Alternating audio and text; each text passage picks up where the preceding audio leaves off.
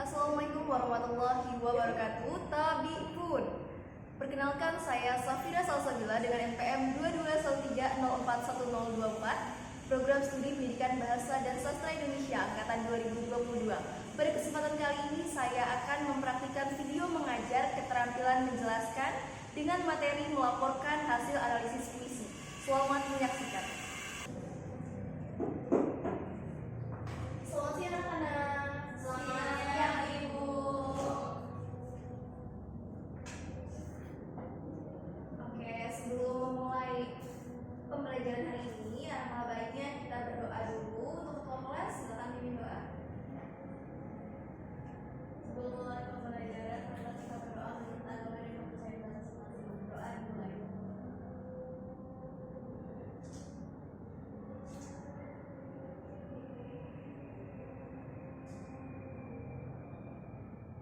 Berdoa selesai.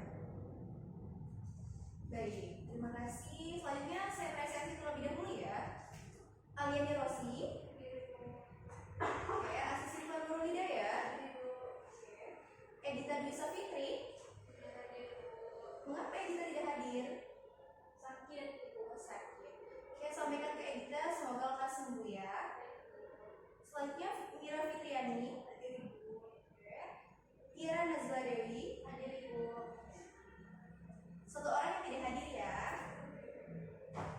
Nah, pada pertemuan kali ini kita akan membahas tentang materi melaporkan hasil analisis puisi. Tapi sebelum kita memasuki materi hari ini, siapa yang masih ingat materi minggu lalu? Jadi, Ibu. Iya, baik. Kita silakan. Jadi, puisi itu adalah karya sastra yang berisi ungkapan perasaan, pikiran, dan nadir yang dituangkan dalam kata-kata yang indah. Oke. Benar kata Siva, minggu lalu kita sudah membahas tentang pengertian puisi. Nah, puisi kita merujuk pada Kamus Besar Bahasa Indonesia ya. Puisi merupakan ragam sastra yang bahasanya terikat oleh irama, mantra, rima, serta penyusunan larik dan bait. Nah, biasanya puisi berisi ungkapan penulis mengenai emosi, pengalaman maupun kesan yang kemudian dituliskan dengan bahasa yang baik sehingga dapat diterima dan enak untuk dibaca. Biasanya orang itu mengungkapkan perasaannya melalui puisi, entah dia sedang sedih, marah, kecewa, senang, dan lain-lain. Selanjutnya, minggu lalu juga kita membahas tentang jenis-jenis puisi. Nah, jenis-jenis puisi ada dua. Yang pertama ada puisi lama. Puisi lama ini adalah puisi yang sudah ada sejak dahulu dan biasanya digunakan dalam upacara-upacara adat. Puisi lama berupa pantun, syair, talipun, mantra, dan gurinda. Oke, yang pertama saya akan menjelaskan terlebih dahulu apa itu pantun. Nah, pantun itu adalah puisi lama yang punya sajak ABAB, terdiri atas 4 baris, 2 baris sampiran, dan 2 baris isi. Yang kedua ada talipun. Talipun itu sampiran, memiliki sampiran dan isi. Biasanya talipun itu terdiri lebih dari 4 baris. Selanjutnya ada mantra. Seperti yang kita ketahui, mantra juga masuk di dalam puisi lama. Tetapi biasanya kalau di dalam mantra itu puisinya disajikan seperti ada lagunya gitu, berirama gitu ya kita membacanya. Oke. Selanjutnya ada syair. Syair ini hampir sama dengan pantun, tapi syair ini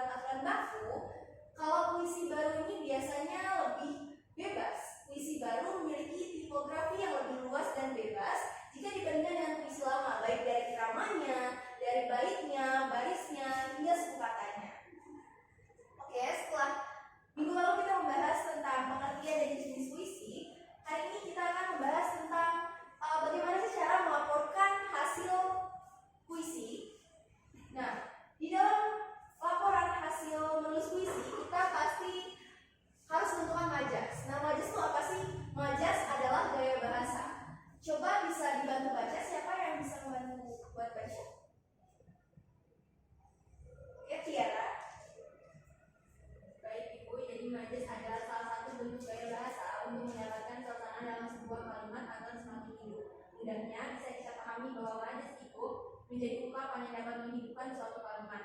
Majas melakukan penyimpangan dari makna dari suatu kata yang biasa digunakan.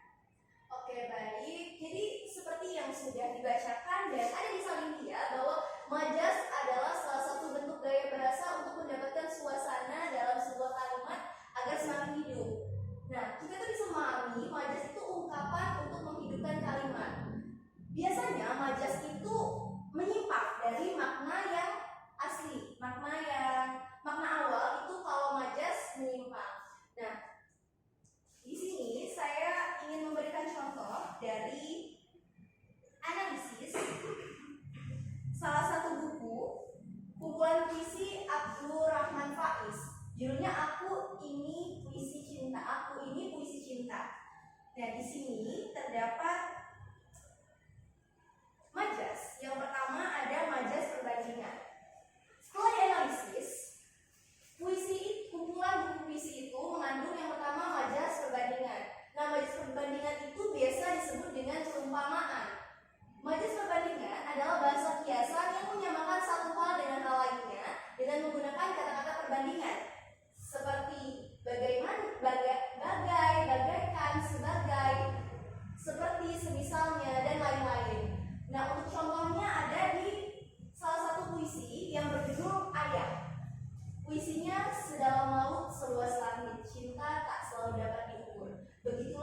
Begitulah ayah, menguraikan waktu, meneteskan keringat dan rindunya untukku. Nah, di dalam puisi itu terdapat majas perbandingan. Selanjutnya ada majas yang kedua ada metafora. Boleh bantu baca, Mira? Baik, yang kedua metafora. Metafora adalah jenis majas semacam perbandingan yang tidak menggunakan kata-kata. Perbandingan seperti bagaikan, sebagai, seperti, semisal, seumpama, bersama, sepatu, penangkas, dan sebagainya. Contoh puisinya, ayah, bunda, engkau adalah rembulan yang benar dalam dada.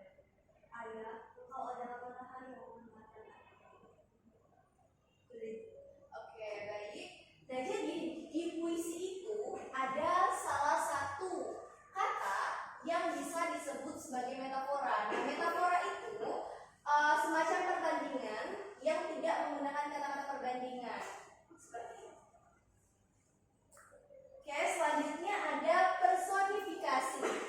Personifikasi adalah majas yang mempersamakan benda dengan manusia. Ya, pasti kita tahu ya, kalau misalnya ada benda itu disamakan dengan manusia, benda mati dibuat dapat melakukan aktivitas.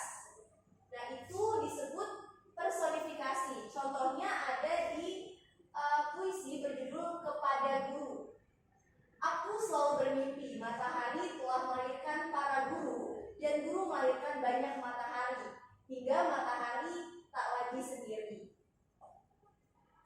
Oke, jadi di sini matahari itu bisa disamakan dengan manusia ya. Nah, di situ disebut sebagai personifikasi. Selanjutnya, siapa yang bisa membantu Ibu untuk membaca ini dan contohnya? Ya, Siva disilakan. Ibu, yang keempat ada sinekdok. Sinekdok adalah majas yang menyebutkan suatu bagian yang penting, suatu benda untuk benda atau hal itu sendiri. Sinekdok adalah dua macam, yaitu pars pro toto dan noten pro kate. Pars pro toto adalah majas sinekdok yang mencirikan penyebutan sebagian untuk seluruhnya. Contoh, sampai detik ini dia belum kelihatan batang hidungnya, sampai kapanpun kamu tidak aku izinkan menginjakkan kaki di rumahku ini. Yang noten pro kate adalah majas sinekdok yang mencirikan menyebutkan keseluruhan untuk sebagian. Contoh, dalam lomba balap karung kemarin, RT 9 sebagai pemenangnya. Dalam pertandingan sepak bola kemarin, desa kami kalah lagi. Oke, terima kasih Siva. Nah, yang terakhir di dalam kumpulan puisi di buku itu ada perumpamaan epos. Nah, perumpamaan epos atau perbandingan epos adalah perbandingan yang dilanjutkan atau diperpanjang. Majas ini dibentuk dengan cara melanjutkan sifat-sifat perbandingannya lebih lanjut dalam kalimat-kalimat atau frasa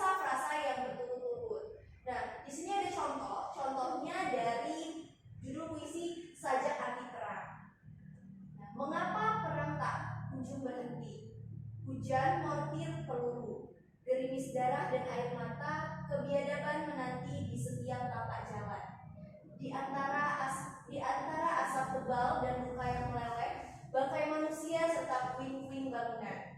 Nah, pada puisi itu, perang yang tidak kunjung usai diibaratkan dengan hujan mortir.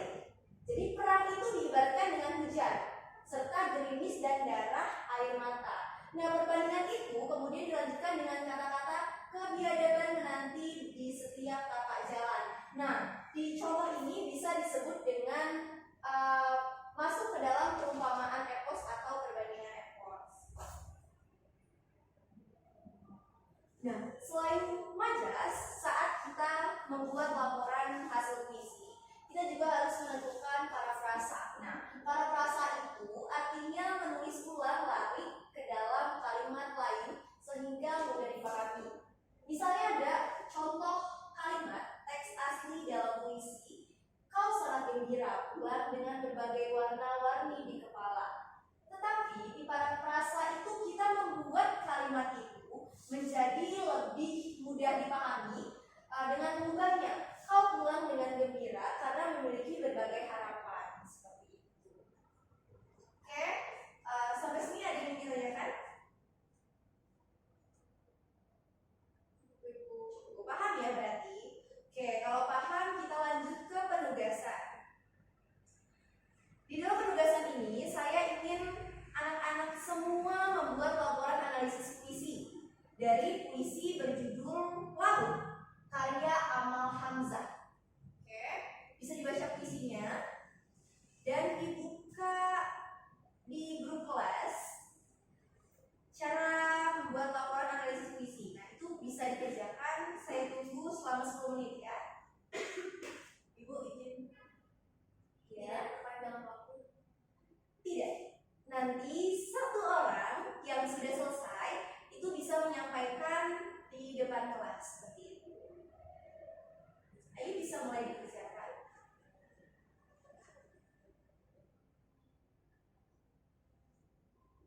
Jadi kalian tulis di buku laporan analisis puisi.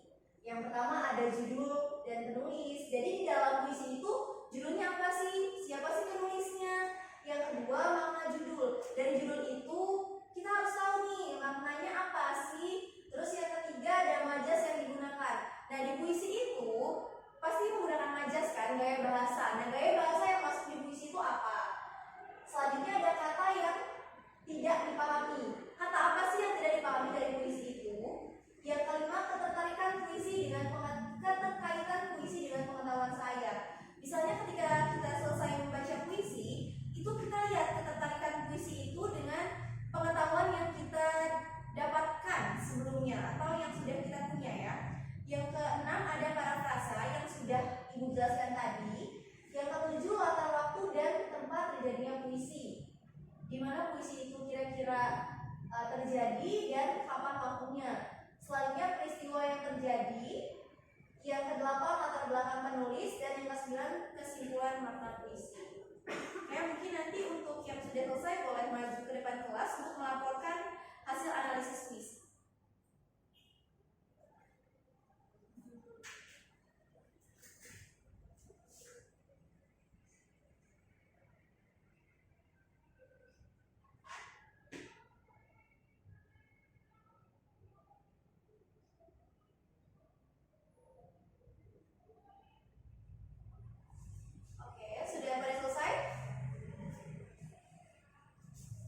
Tiara, silakan maju ke depan. Dibawa laporannya dan dibacakan biar teman-temannya mengetahui apa sih yang sudah Tiara buat. Laporan seperti apa? Apakah sama dengan teman-temannya atau berbeda?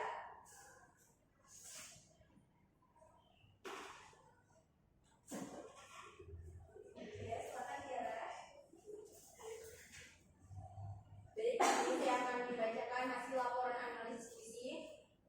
Judul Laut, penulisnya Amal Hamzah. Makna judul laut melambangkan kehidupan perjalanan waktu serta perasaan manusia yang terus berubah seperti ombak di laut.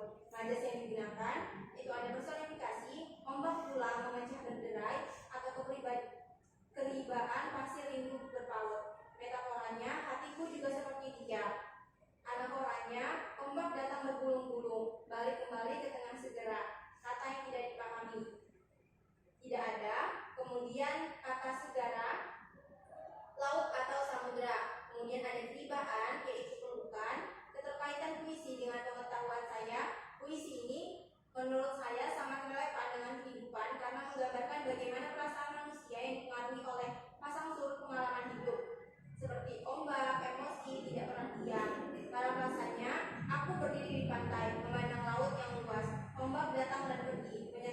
mengarsir dengan penuh rindu. Perasaan hatiku serupa dengan gelombang laut, bergantian antara suka dan duka, sehingga sulit untuk mencapai kedamaian. Latar waktu dan tempat terjadinya puisi. Waktunya tidak spesifik, tapi menggambarkan suasana yang tenang dan reflektif. Mungkin saat senja atau pagi hari. Tempatnya ada di tepi pantai. Peristiwa yang terjadi saat itu adalah penulis merenung tentang waktu, kehidupan, dan perasaan yang terus berubah. Diilustrasikan melalui gambaran ombak dan laut. Latar belakang dari penulisnya adalah Ahmad Hamzah, merupakan salah satu sastrawan Indonesia yang menulis dengan gaya melankolis dan reflektif. Ia sering mengangkat tema kehidupan dan perasaan manusia dalam karyanya. Kemudian, kesimpulan makna dari puisi ini adalah puisi laut menggambarkan hubungan antara alam dan perasaan manusia. Ombak laut menjadi simbol pergolakan emosi yang tidak pernah stabil, mencerminkan dinamika kehidupan yang penuh dengan suka dan duka. Terima kasih. Terima kasih. Boleh tepuk tangan untuk Tiara. Nah, jadi itu ya hasil laporan menulis analisis puisi dari Tiara. Kira-kira anak-anak yang lain sama nggak sih dengan Tiara analisisnya? Sama atau ada yang berbeda? Atau belum selesai? Belum selesai, oke. Ada berapa orang yang belum selesai? Wah, banyak ya yang belum selesai. Oke, jadi untuk anak-anak yang belum selesai bisa mengerjakannya di rumah, dan jika sudah selesai bisa beristirahat ya di rumah. Minggu depan dikumpulkan laporan analisis puisi.